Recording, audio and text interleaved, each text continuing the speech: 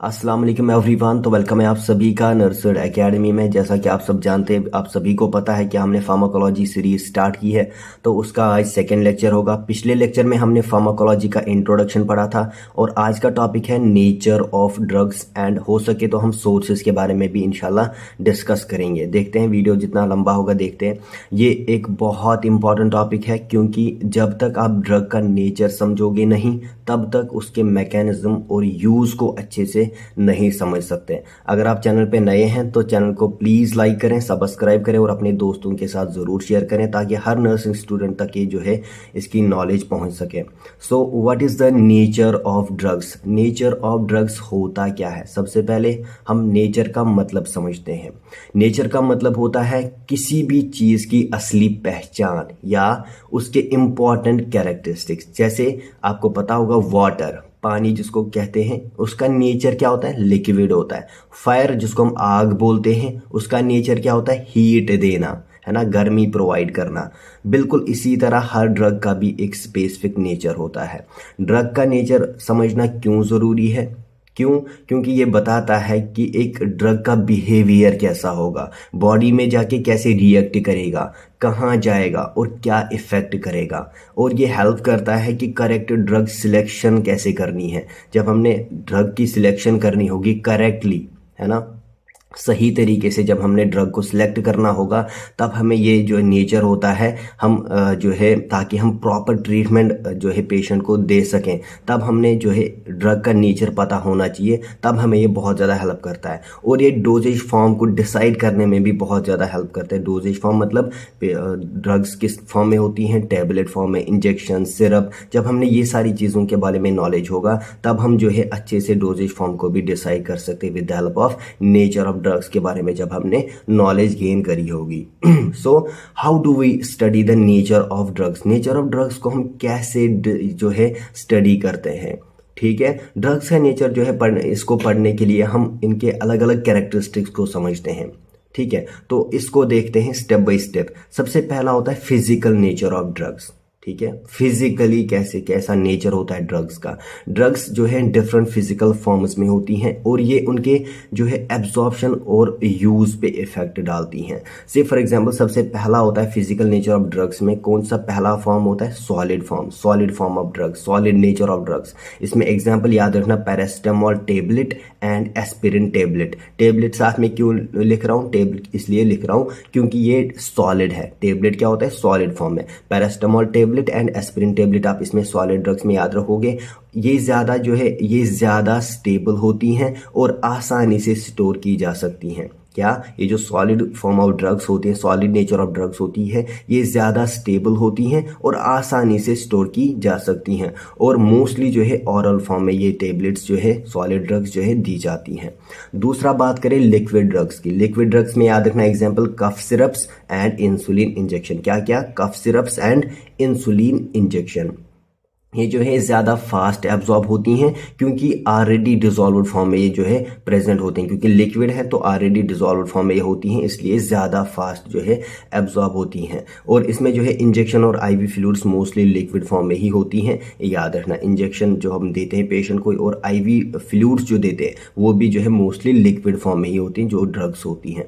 ठीक है, liquid drugs. Then उसके बाद तीसरा गैशियस ड्रग्स। इसमें एग्जाम्पल याद रखना anaesthetic gases like halothane and nitrous oxide. थोड़ा पानी पीता हूं, थोड़ा सा रुकना। क्या क्या? से फॉर एग्जांपल गैशियस ड्रग्स की मैंने बात करी, एग्जांपल कौन सा याद रखोगे? एनेस्थेटिक गैसेस, जैसे उसमें एग्जांपल याद रखना हेलोथेन और नाइट्रस ऑक्साइड। एग्जांपल इसलिए याद लिख रहा हूँ यहाँ पे क्योंकि आपको आगे चल के ये बहुत काम आएंगी, याद रखना। गैसेस में याद रखना एनेस्थेटिक गैसेस में कौन कौन सा? Halothane and nitrous oxide.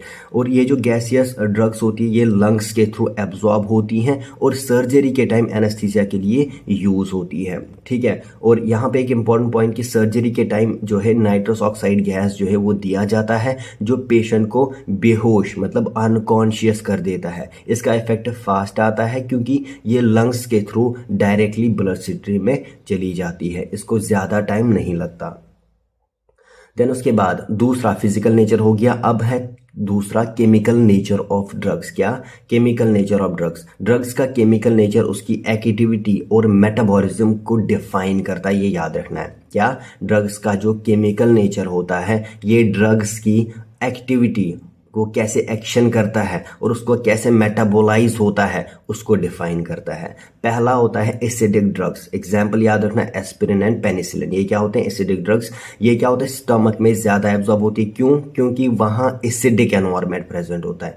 Obviously वहां पे HCl की सिक्रीशन होती है, HCl प्रेजेंट होता है हमारे स्टमक में, है ना, जो डाइजेशन में हेल्प करता है। तो ये स्टमक में ज्यादा एब्जॉर्ब होती हैं क्योंकि वहां एसिडिक एनवायरमेंट होता है। और यहाँ पे इंपॉर्टेंट पॉइंट याद रखना कि जो ड्रग एसिडिक होगा वो एसिडिक एनवायरनमेंट में ही एब्जॉर्ब होता है, ठीक है। और जो ड्रग बेसिक होगा वो बेसिक एनवायरनमेंट में ही क्या होता है? एब्जॉर्ब होता है, ये याद रखना। देन उसके बाद बेसिक ड्रग्स की बात करें तो एग्जाम्पल याद रखना, मॉर्फिन एंड एट्रोपिन। कौन कौन सा? मॉर्फिन एंड एट्रोपिन, ये जो है बेसिक ड्रग्स होती हैं। ये कहाँ पे एब्जॉर्ब होती हैं? ये ड्रग्स जो है, ये जो बेसिक ड्रग्स होती हैं इंटेस्टाइन में एब्जॉर्ब होती हैं। क्यों? क्योंकि वहां का एनवायरनमेंट बेसिक होता है। यहाँ पे याद क्या रखना है? स्टमक एसिडिक एनवायरनमेंट होता है, इसीलिए एसिडिक ड्रग्स वहां पे एब्जॉर्ब होती हैं। इंटेस्टाइन बेसिक एनवायरनमेंट देता है और वहां पे बेसिक ड्रग्स जो है वो क्या होती है? एब्जॉर्ब हो जाते हैं। से फॉर एग्जाम्पल अगर एक पेशेंट गैस्ट्राइटिस का पेशेंट है, मतलब स्टमक में उसके इन्फ्लेमेशन हुई है, तो उसको एसिडिक ड्रग्स नहीं देने चाहिए। क्यों? क्योंकि ये उसके स्टमक को और ज्यादा इरिटेट कर सकती है, ये याद रखना। नाउ बात करते हैं तीसरा nature of drugs, that is biological nature of drugs. ये जो बायोलॉजिकल नेचर ऑफ ड्रग्स होता है ये बताता है कि ड्रग का ओरिजिन क्या है ना, ड्रग कहाँ से आया है, यानी नेचुरल है या फिर सिंथेटिक है। नेचुरल मतलब कि नेचुरल थिंग से आया है, नेचुरली हुआ है, या फिर हमने उसको मैन मेड मतलब सिंथेसाइज किया, खुद बनाया है। तो नेचुरल ड्रग्स जो प्लांट से आती हैं, एनिमल से आती हैं या फिर मिनरल से आती है, उनको हम नेचुरल ड्रग्स बोलते हैं। से फॉर एग्जांपल मॉर्फिन कहाँ से आता है? ओपियम प्लांट से। क्विनीन कहाँ से आता है? सिंचोना ट्री से। और इंसुलिन जो कि प्रीवियसली जो है हमने सिंथेसाइज किया है, ठीक है, जो प्रीवियसली आया है एनिमल पैनक्रियाज से, ठीक है। इंसुलिन कहाँ से आया है? प्रीवियसली एनिमल पैनक्रियाज से आया है। दूसरी बात करूं मैं सिंथेटिक ड्रग्स की। सिंथेटिक मतलब कि जो लेबोरेटरी में बनाई जाती हैं, मैन मेड, है ना, ये मैन मेड होती हैं, लैब में बनाई जाती हैं। से for example paracetamol, ibuprofen, antibiotics. Antibiotics में याद रखना पेनिसिलिन को भी अब जो है लैब में बनाया जाता है, ठीक है। पेनिसिलिन एक एंटीबायोटिक है जिसको लैब में अब हम बना सकते हैं। से फॉर एग्जांपल पहले इंसुलिन जो है एनिमल पैनक्रियाज से एक्सट्रैक्ट किया जाता था, लेकिन अब हम जेनेटिकली इंजीनियर्ड इंसुलिन जिसको हम ह्यूमुलिन बोलते हैं उसको यूज करते हैं, जो लैब में भी बनाया जाता है, ठीक है। नाउ बात करते हैं fourth nature of drugs, that is pharmacological nature of drugs. इसका मतलब है ड्रग का बॉडी पे क्या इफेक्ट होता है और कैसे काम करता है। से फॉर एग्जाम्पल स्टिमुलेंट्स जो होते हैं, है ना, डिफरेंट नेचर के होते हैं। फार्माकोलॉजिकल एक्शन मतलब कि कैसे ये हमारी बॉडी में एक्ट करते हैं। ये स्टिमुलेंट्स की तरह एक्ट कर सकते हैं। पहला, जो बॉडी के फंक्शंस को इंक्रीज करती हैं। से फॉर एग्जाम्पल कैफीन, एड्रेनलिन, ये क्या करते हैं? हार्ट रेट को बढ़ाते हैं।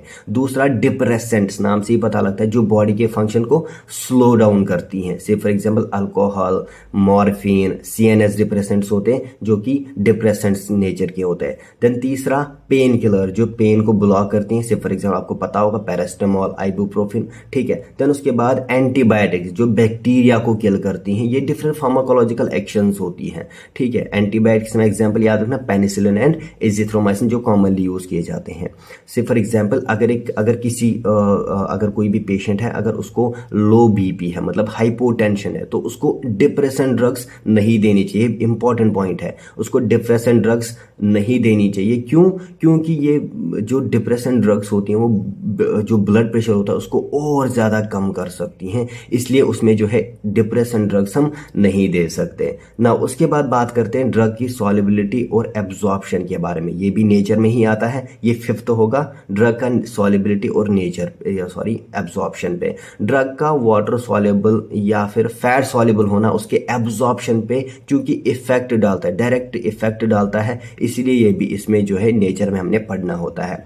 तो ड्रग जो है वाटर सॉल्युबल ड्रग्स कौन से होते हैं? एग्जाम्पल याद रखना पैरास्टामोल एंड एंटीबायोटिक्स, ठीक है। पैरास्टामोल एंड एंटीबायोटिक्स ये क्या होते हैं? पैरास्टामोल एंड एंटीबायोटिक्स होते हैं वाटर सॉल्युबल ड्रग्स। एक सेकेंड ठीक है। ये जो वाटर सॉल्युबल ड्रग्स होती हैं ये ब्लड में आसानी से डिजोल्व होती हैं और फास्ट इफेक्ट डालती हैं। और बात करें फैट सॉल्युबल ड्रग्स की, एग्जांपल याद रखना विटामिन डी एंड सी, और भी बहुत ज़्यादा होते हैं, मैं बस कॉमन एग्जांपल्स दे रहा हूँ। ये ऐसा नहीं है कि मैं बस इतने ही हैं, बहुत सारे हैं, बस मैं कॉमन एग्जांपल्स दे रहा हूँ। फैट सॉल्युबल ड्रग्स याद रखना कौन सा, विटामिन डी एंड स्टेरॉइड्स, ठीक है। ये क्या करते हैं, जो फैट सॉल्युबल जो ड्रग्स होती हैं ये बॉडी के फैट में स्टोर हो सकती हैं, इसलिए इनका इफेक्ट जो है बहुत ज़्यादा लंबा चलता है, इसलिए जो है हमने ज़्यादा इनको लेना नहीं पड़ता, ठीक है। अब प्रैक्टिकल एग्जांपल से अगर हम इसको समझे तो स्टीरॉयड इंजेक्शंस जो है उनका इफेक्ट लंबे समय तक रहता है। क्यों? क्योंकि ये फैट में स्टोर हो जाती हैं और धीरे धीरे जो है वो रिलीज होती हैं, ठीक है। तो अब यहाँ पे अगर मैं समराइज करूँ तो why do we study the nature of drugs, हम नेचर ऑफ ड्रग्स को क्यों पढ़ते हैं? पहला, to select the right drug for the right condition. अब राइट कंडीशन के लिए, राइट डिजीज के लिए एक राइट ड्रग का सिलेक्ट होना किस पे डिपेंड करेगा, जब हमने नेचर पता होगा। दूसरा, to understand how drugs behave inside the body, अगर हमने ये समझना होगा कि हमारे ड्रग्स हमारी बॉडी के अंदर कैसे जो है बिहेव करते हैं, कैसे एक्ट करते हैं, कैसे मैकेनिज्म ऑफ एक्शन होता है, कैसे वो हमारी बॉडी पे इफेक्ट डालती हैं, तो इसको अंडरस्टैंड करने के लिए, इसको समझने के लिए हम पढ़ते हैं नेचर ऑफ ड्रग्स। तीसरा, to prevent side effects and toxicity, अगर हमने ड्रग्स की टॉक्सिसिटी या फिर साइड इफेक्ट्स को प्रिवेंट करना होगा तो भी हम नेचर पढ़ते हैं। और to determine the correct dosage form, जो मैंने पहले ही समझाया, टेबलेट, इंजेक्शन, आईवी, सिरप के फॉर्म में, जो भी फॉर्म हमारे कंडीशन के अकॉर्डिंग जो है पेशेंट के हिसाब से सही होगा, उस करेक्ट डोजेज को हमने जो है डिसाइड करने के लिए, उसको डिटरमाइन करने के लिए हम क्या करते हैं, करेक्ट डोजेज फॉर्म, इसलिए हम नेचर पढ़ते हैं, ठीक है। तो आज के लेक्चर में हमने नेचर ऑफ ड्रग्स को डिटेल में समझा। तो सोर्सेज रह गया, सोर्सेज इंशाल्लाह अब अगले लेक्चर में हम जो है उसको डिस्कस करेंगे। अब आपको समझ आ गया होगा कि ड्रग का नेचर कैसे डिसाइड होता है और उसका क्या इंपॉर्टेंस होता है। तो अगर आपको ये वीडियो हेल्पफुल लगा हो तो लाइक करना, कमेंट करके बताना कि कौन सा पॉइंट आपको सबसे ज़्यादा इंटरेस्ट लगा, और चैनल को सब्सक्राइब करना ना भूलना। मिलते हैं नेक्स्ट लेक्चर में, जिसमें हम जो है अगले important topics, obviously sources of drugs होगा, कोशिश करेंगे जल्दी आए, ठीक है। तो मिलते हैं अगले वीडियो में, तब तक के लिए खुदा हाफिज।